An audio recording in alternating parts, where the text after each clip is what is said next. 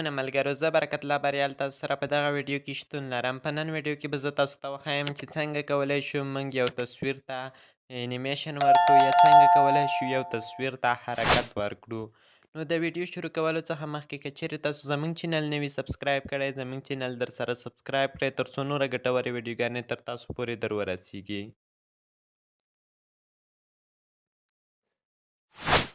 نو راځم د موبایل په طرف. په موبایل کې تاسو کروم یا ګوګل اوپن کړئ. په ګوګل کې بیا تاسو لینارډو ولیکئ، بیا سرچ وکړئ. بیا به تاسو ته په دې ډول صفحه ښکاره شي. په دې کې بیا تاسو کولی شئ چې په درو اپشنو سره د اپلیکیشن ته داخل شئ: ګوګل اکاونټ، ایپل او میکروسافټ. زه د ګوګل اکاونټ له لارې ورته داخلیږم.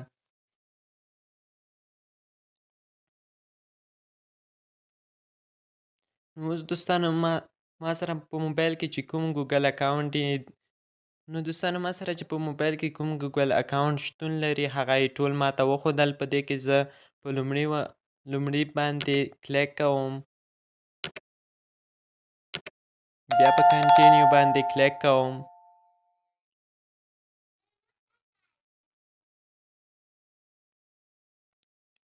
په دې ځای کې به تاسو هغه نوم ورکړئ چې هغه نوم کې تاسو له عددو څخه استفاده وکړئ، همدارنګه انډرسکور او تور څخه استفاده وکړئ.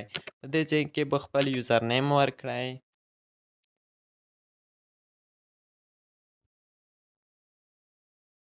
اوس ګورئ دوستانو، زما دغه نوم به کورکټ وي.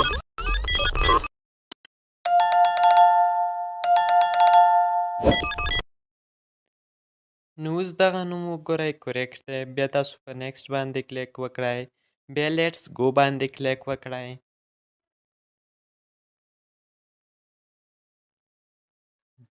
بیا په لیټس گو باندې کلیک وکړئ.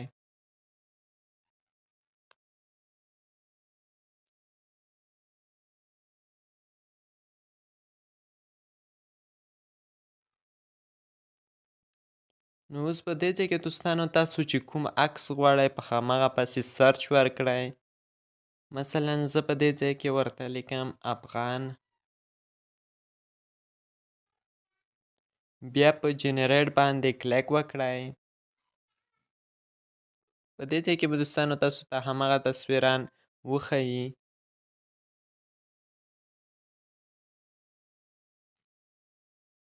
اوس ګورئ ماته یې د افغانانو څو تصویران په دې ځای کې وښودل.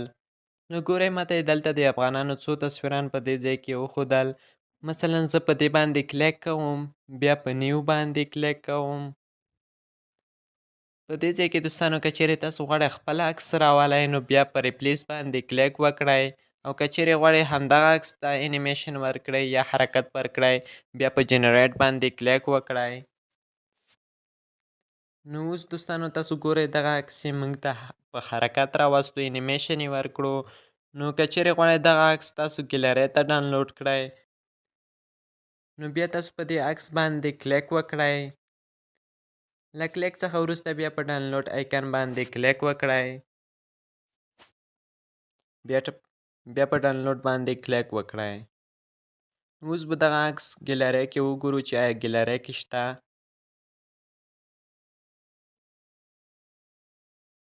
نو دوستانو تاسو دغه عکس وګورئ ګیلرۍ کې. دغه دی موږ ته 4 سکنډه انیمیشن دغه عکس ته ورکړو چې موږ کولی شو له دې څخه په ویډیو کې استفاده وکړو.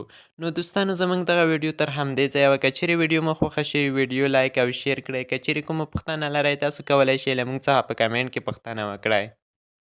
مننه له لیدو څخه مو.